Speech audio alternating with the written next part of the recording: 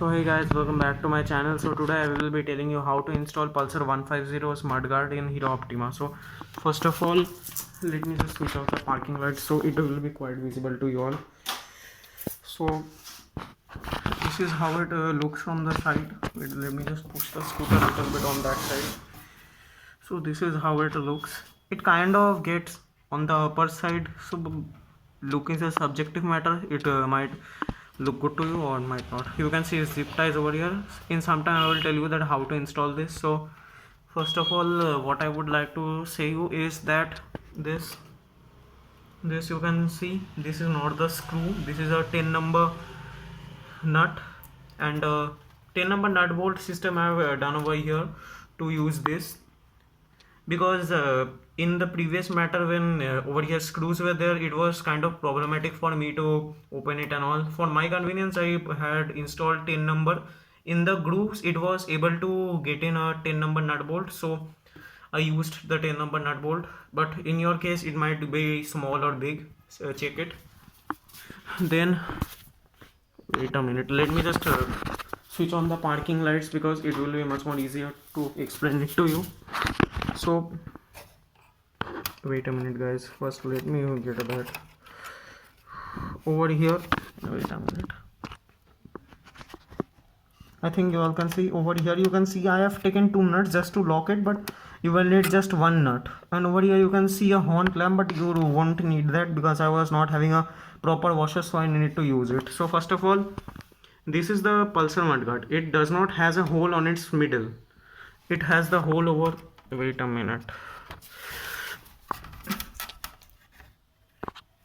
So as you can see over here and over here the hole is, but I have just made a hole at the middle of this with the hot screwdriver. I have first heated the screwdriver, then put it into the plastic. It melted and one hole was created at the middle.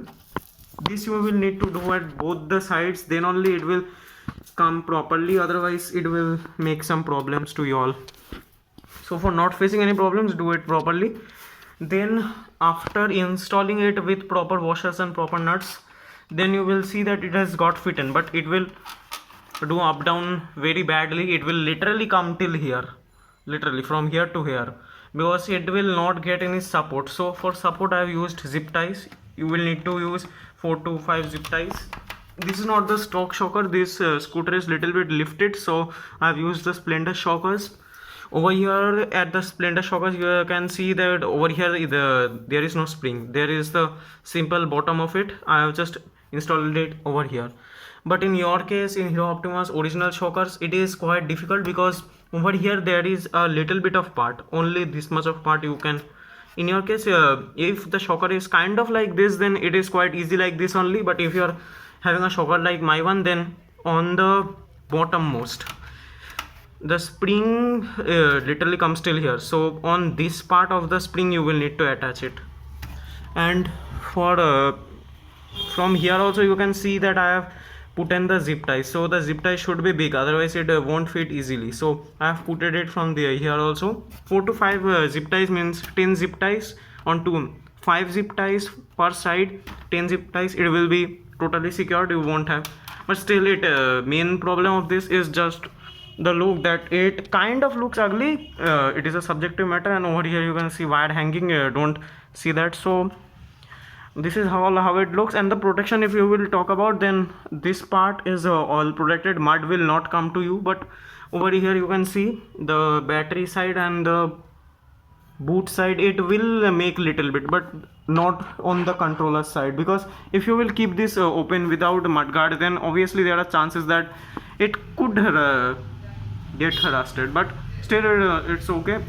And over here you can see a tail tidy with number plate. I have promised you that I will tell you how to install a tail tidy, so okay, on this video we will be telling that to you. So over here you can see, wait a minute, a lot of wiring hanging. Over here you can see the mudguard bracket. Over here you will need a horn clamp like this with 2 holes, and then the clamp will be needed. Wait a minute, let me just show you that clamp of this X-shaped tail tidy. And how I have installed it over here, wait, let me show it to you. It is quite tight guys. Let me show it to you from the downer portion, if it is visible. So over here one nut gap was there in the tail tidy. I just have put a 10 number nut inside it, and over here, wait a minute guys, if it is visible, I have put in a 1 mm or smaller than that a nut, and just installed the tail tidy first on it, then I have installed the number plate on it with one nut. You can obviously take 2 nuts, but in my case it was okay. So for this also, this does not vibrates a lot. Main thing, this thing vibrates, because in my case this thing is totally broke. I have just repaired it, but still I will be needing to paint it. Over this side also, in your case it might can broke this, so in that case you might have to repair this, and it really makes sound, because in my case it is broken. When you will go to off-road, then you will have some problems, but in main road you won't have. And over here, how to install a wait, let me show you the clamp if I have it. Wait a minute guys. Yes guys, I bought it. So guys, this is the clamp. So wait a minute, let me just fix it first.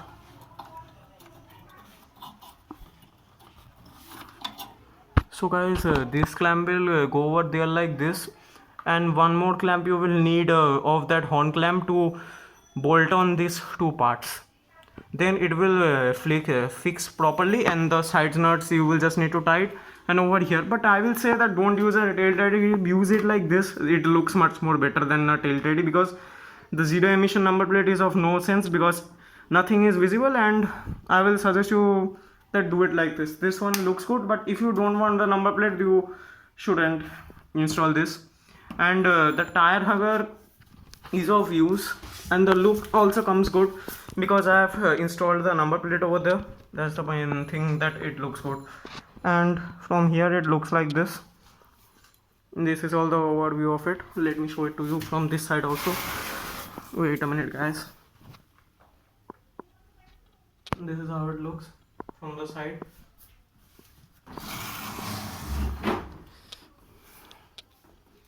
It looks okay. I will just say that it comes out little bit. You can in fact cut it, but it is totally up to you how you want to install it and how you want to design it.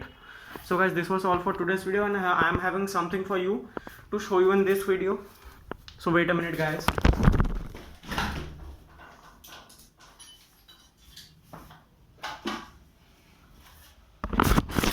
So guys, this is the thing. This is the mudguard of Hero Maestro Edge, rear portion of the front mudguard. This I'm thinking of making it a tire hugger. Keep it in red so it might look good. So let's see if I can install it. Then I will surely make a video for this.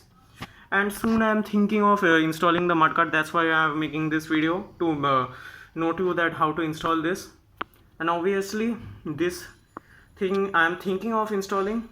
So first thing I will like to tell you before going out of this video. So this number plate light I have installed to just highlight this number, nothing else, and wiring will be sorted out in the next video. I'm trying it my best, but I am still slow at this. So bye guys, I will see you on the next video. And yes, the shockers, they have really very extended the height, and I have smoked my tail lamps. Bye guys.